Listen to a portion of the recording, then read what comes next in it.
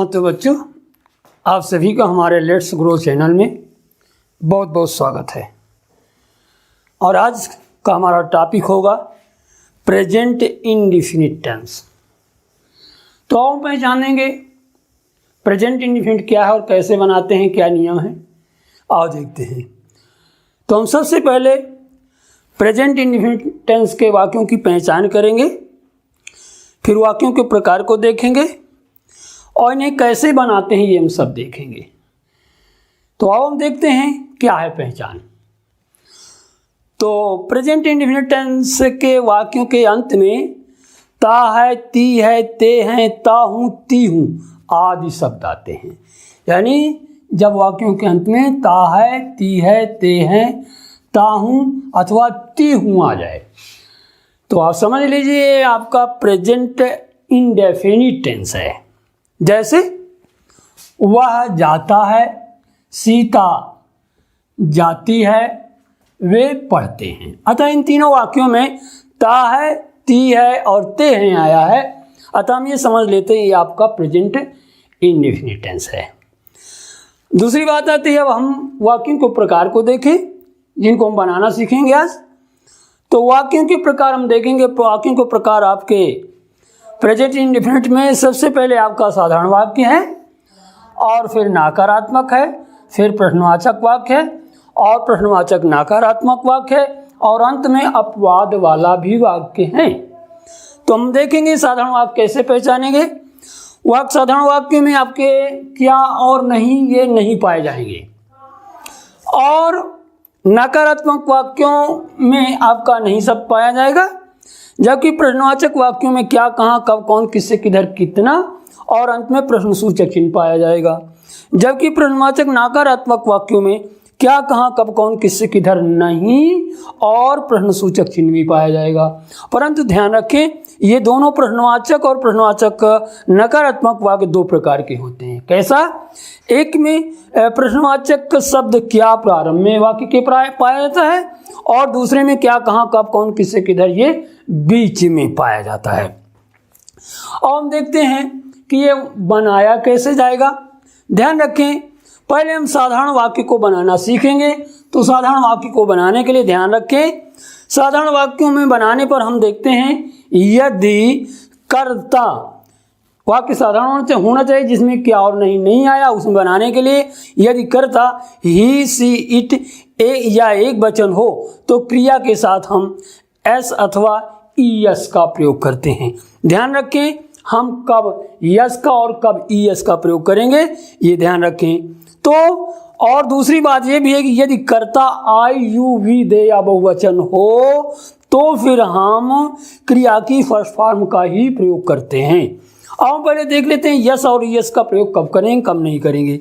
तो ध्यान रखें क्रिया जब हम एक तो वाक्य साधारण होना चाहिए, कर्ता एक वचन का होना चाहिए, और यदि क्रिया का अंतिम अक्षर O double O, S double S, C H और यच या यक्स अगर आ जाए तो आप वहाँ ईएस का प्रयोग कर देंगे।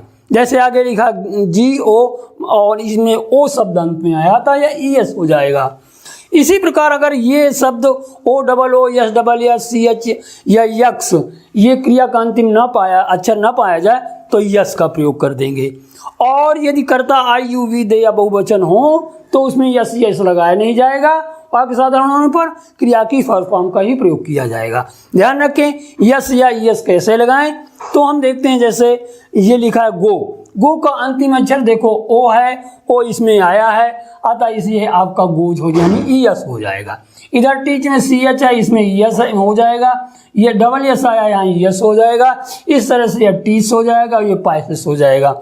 और इधर सिंग में जी जो है इस लाइन में नहीं आया है अतः यहाँ यस हो जाएगा। इसमें टी नहीं आया है और वाई भी नहीं आया है इस लाइन में अतः इनमें सब में यस जोड़ देंगे तो ये सिंग्स हो जाएगा, ये ईट्स हो जाएगा या प्लेस हो जाएगा। इस तरह से हमारे साधारण वाक्य बन जाएंगे।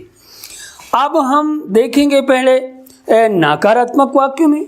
नकारात्मक प्रश्नवाचक हो या नकारात्मक वाक्यों में ध्यान रखना कि इसमें बिना सहायक क्रिया के प्रयोग के नहीं बनाया जा सकता, जिसमें डू और डज सहायक क्रिया होगी। ध्यान रखना, ये जब प्रारंभ में डू और डज रखा जाएगा तो ये क्या का अर्थ देगी और साथ में ता है, ती है, ते है, ताहू का भी अर्थ देगी, ये ध्यान रखना। अब हम इसी तरह देखेंगे अपवाद वाले वाक्यों में भी डू और डज का प्रयोग किया जाएगा। अब इधर से हमने सारी चीज समझ लिया है और प्रश्नवाचकों और नकारात्मक वाक्यों में भी ही, सी, इट या एक वचनकर्ता के साथ आपका डज का प्रयोग होगा और आई, यू, वी, दे या बहुवचन हो तो डू का प्रयोग होगा और क्रिया की फर्स्ट फॉर्म का प्रयोग किया जाएगा। जब डू डज आएंगे तो क्रिया की फर्स्ट फॉर्म आएगी और जब यस या यस आएगा तब डू डज प्रयोग नहीं किया जाएगा। जब डू डज आएगा तो यस या इसका प्रयोग नहीं किया जाएगा। अब हम देखते हैं, अब वाक्यों को पहचानते हैं और इनको करना सीखते हैं। तो सबसे पहले हम देखते हैं इसमें प्रेजेंट इंडेफिनिट टेंस के वाक्यों को पहचान लें। जो वाक्य प्रेजेंट इंडेफिनिट के हों उन्हें बनाएं और जो ना उन्हें साफ कर दें। तो देखते हैं, पहला वाक्य, पंकज पढ़ने के लिए रामू के साथ घर से विद्यालय जाता है। इसमें ता है आया है, आपका प्रेजेंट इंडेफिनिट है। दूसरे में है सोनी पवन को किताब देगी, इसमें गी शब्द पहचान में नहीं है, प्रेजेंट इंडेफिनिट नहीं है। इस तरह हम सारे वाक्यों को देख लेंगे। अगर जिन वाक्यों में ता है, ती है, ते है आया है वह आपका प्रेजेंट इंडेफिनिट टेंस है और नहीं तो प्रेजेंट इंडेफिनिट टेंस के वाक्य नहीं है। तो हम देखते हैं, तीसरे में ता हूँ आया है, ये प्रेजेंट इंडेफिनिट टेंस है और चौथे में ती है आया है, ये भी आपका प्रेजेंट इंडेफिनिट टेंस का वाक्य है। पांचवी में रही थी, ये पहचान में नहीं है, प्रेजेंट इंडेफिनिट नहीं है। और आपका छठवें में ता है और सातवें में ते हो, ये दोनों आपके वाक्य प्रेजेंट इंडेफिनिट टेंस के हैं। आठवां में गा आया है, ये प्रेजेंट इंडेफिनिट टेंस नहीं है। नौवां में ता है आया है, 10वां में ता है, ते है आया है, अतः ये दोनों वाक्य प्रेजेंट इंडेफिनिट टेंस के वाक्य हैं। और 11वां में ता तो है और ते तो है आया है, अतः ये प्रेजेंट इंडेफिनिट के दोनों वाक्य हैं और इनमें जोड़ दिया गया है और ये अपवाद वाले वाक्य हैं, क्योंकि अपवाद वाले वाक्यों में जोड़ का भाव प्रकट होता है तो उन्हें पहचान लेते हैं कि ये आपके प्रेजेंट इंडेफिनिट टेंस के वाक्य हैं। अब हम सारे वाक्यों को प्रेजेंट इंडेफिनिट टेंस के पहचान चुके हैं और इनको बनाना सीखेंगे।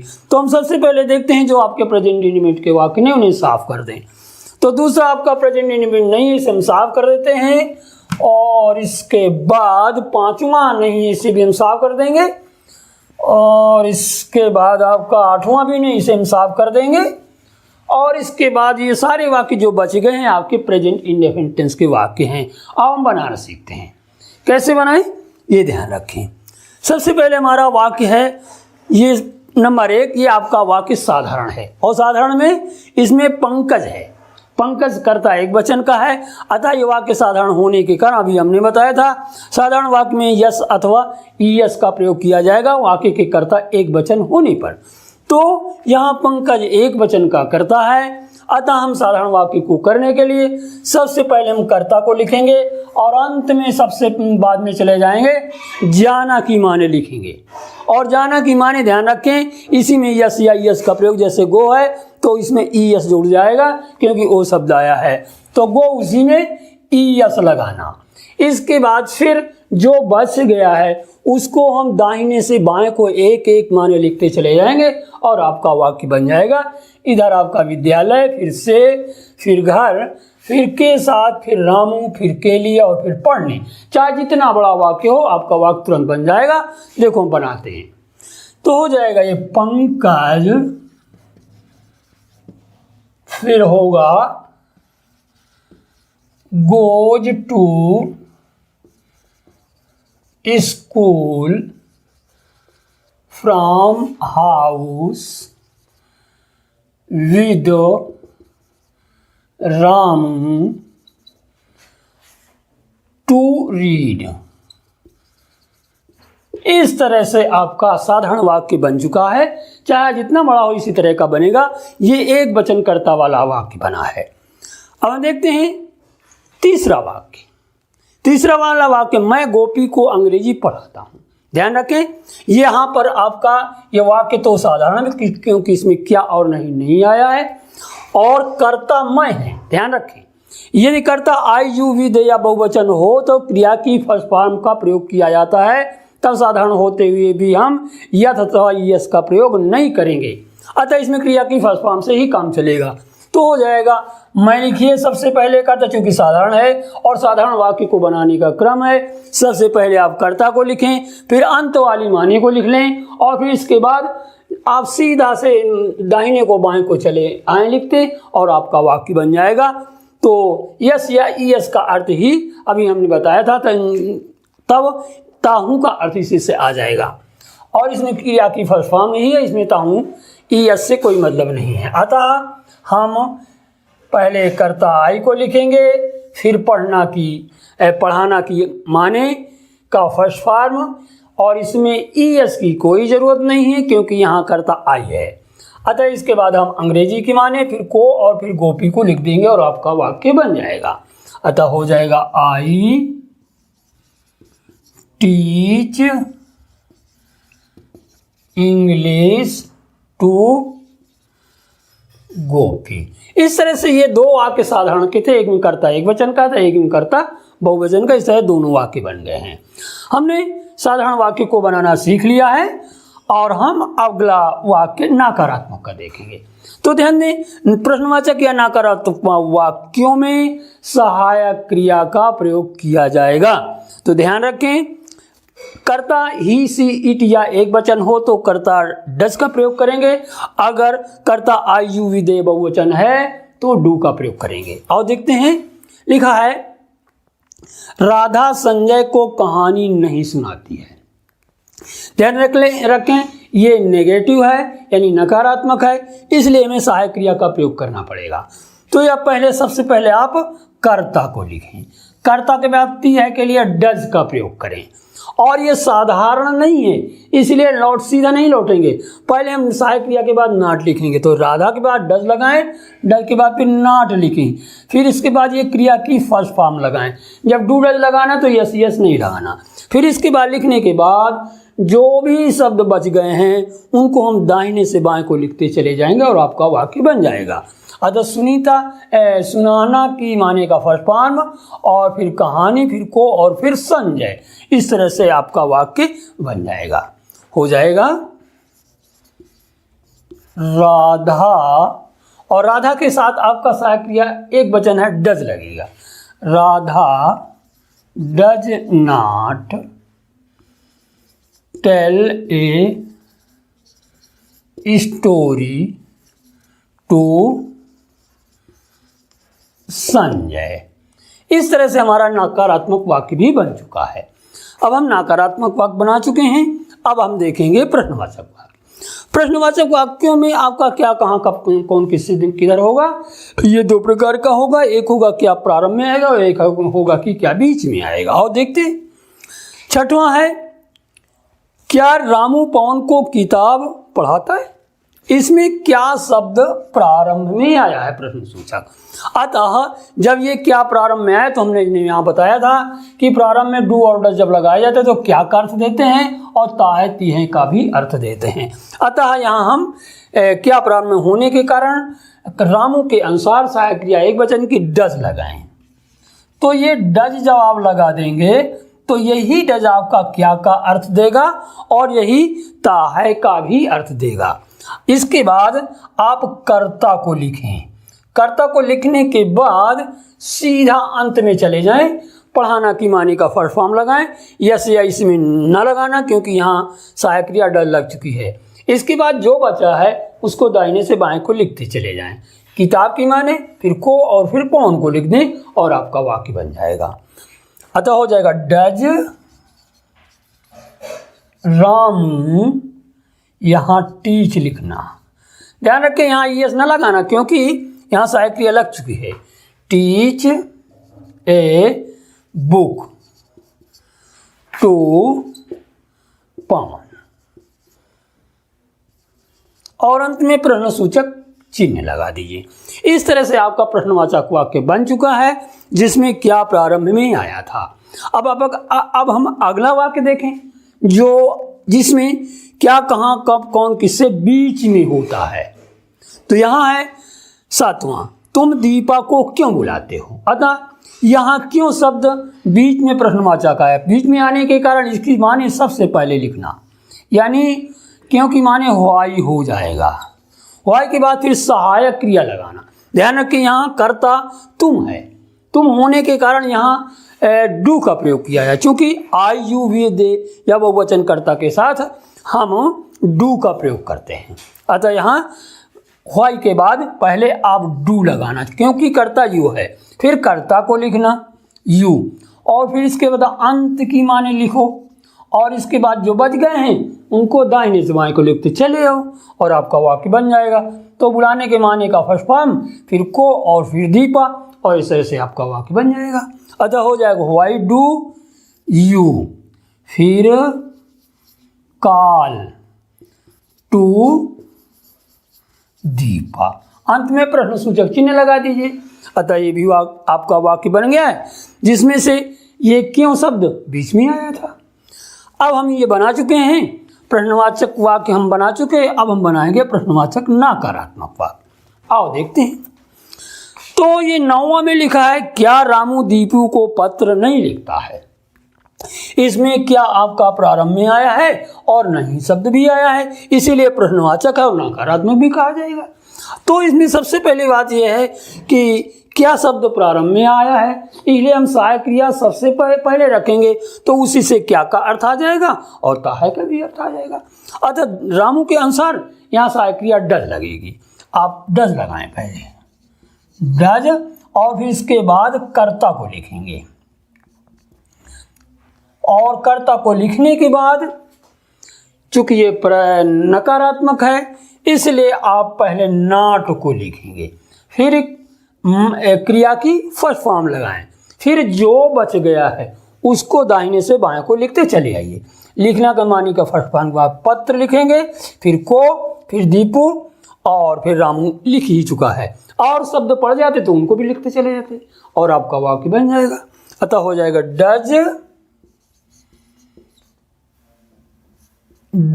रामू, फिर नॉट राइट। ध्यान रखना यहाँ ईएस न लगाना, क्योंकि यहाँ सहायक क्रिया लग चुकी है। जब सहायक क्रिया लग जाता है तो डूडल नहीं लगता, सहायक क्रिया लग जाता है तो यस या ईएस नहीं लगता है। तो does Ramu not write a letter to Dipu, और अंत में आप प्रश्न सूचक चिन्ह लगा दीजिए। इस तरह से हमारा प्रश्नवाचक नकारात्मक वाक्य बन चुका है, जिसमें क्या प्रारंभ में आया था। और अब हम देखेंगे अगला प्रश्नवाचक नकारात्मक वाक्य, जिसमें प्रश्न सूचक शब्द बीच में है और क्यों है और नहीं भी है, जिसमें ये क्यों आपका बीच में है और नहीं भी आया है, अतः प्रश्नवाचक नकारात्मक वाक्य हो गया। तो जब प्रश्नसूचक शब्द बीच में आए तो इसके माने सबसे पहले प्रारंभ में लिखोगे, अतः क्योंकि माने व्हाई होगी।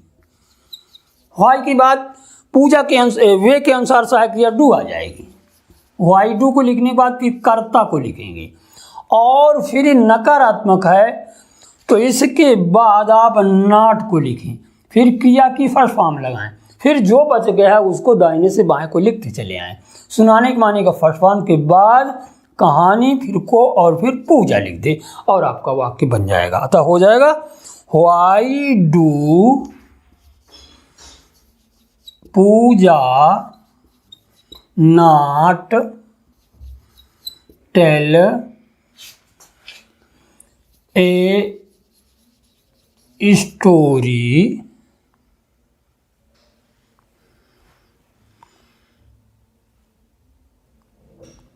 यहाँ कर्ता वे है, अतः हम वे को लिखेंगे, ध्यान रखें। अतः हो जाएगा why do they not tell a story to Pooja. अतः अंत में प्रश्नवाचक के चिन्ह लगा दे और इस तरह से आपका वाक्य बन जाएगा। अतः हमने प्रश्नवाचक का नकारात्मक वाक्य बनाना सीखा, जिसमें क्यों शब्द बीच में आया था। अब हम देते हैं अपवाद वाले वाक्य। अपवाद वाले वाक्यों में जोर दिया जाता है। अतः देखते हैं 11 में वह जाता तो है, वैसे ये होता वह जाता है, तो इसमें जोर नहीं दिया गया, परंतु इसमें लिखा है वह जाता तो है, अतः ये जोर दिया गया है। वाक्य साधारण भी है, अतः इसमें साधारण होने पर अगर जोर दिया जाने वाला अर्थ आ जाएगा तो सहायक क्रिया कर्ता के अनुसार प्रयोग की जाएगी। इसी तरह वे पढ़ते तो हैं, ये भी आपका जोर देने वाला वाक्य है, प्रेजेंट इंडेफिनिट का वाक्य है, अतः इनमें साधारण वाक्य भी है, इसलिए इनमें सहायक क्रिया का प्रयोग भी किया जाएगा। अतः ये हो जाएगा वह जाता तो है, वो इसके लिए क्या है ही डज और गो, अतः हो जाएगा ही डज गो। वैसे साधारण वाक्यों में सहायक क्रिया का प्रयोग नहीं किया जाता, परंतु यहाँ जोर दिया गया है, इसलिए यहाँ सहायक क्रिया का प्रयोग करना पड़ेगा। ये वे जाते पढ़ते तुम हैं, तो ये भी हो जाएगा दे डू रीड, अतः हो जाएगा दे डू रीड। इस तरह से हमने सारे वाक्यों को बनाना सीखा। प्रेजेंट इंडेफिनिट में हमने वाक्यों को पहचाना और साधारण वाक्य कैसे बनाते हैं ये भी हमने देखा। नकारात्मक बनाना सीखा और प्रश्नवाचक बनाना सीखा, प्रश्नवाचक नकारात्मक वाक्यों को बनाना सीखा और इधर अपवाद वाले वाक्यों को भी बनाना सीखा। इस तरह से हमारा प्रेजेंट इंडेफिनिट टेंस के सारे वाक्य बनाने का काम पूरा हो चुका है, यानी प्रेजेंट इंडेफिनिट के सारे वाक्य बन चुके हैं। इसी प्रकार से आपका सारे वाक्य बनाए जाएंगे। अतः प्रेजेंट इंडेफिनिट समाप्त होता है और अब हम अगले किसी वीडियो में फिर मिलेंगे और तब तक के लिए आप सभी को बहुत बहुत धन्यवाद।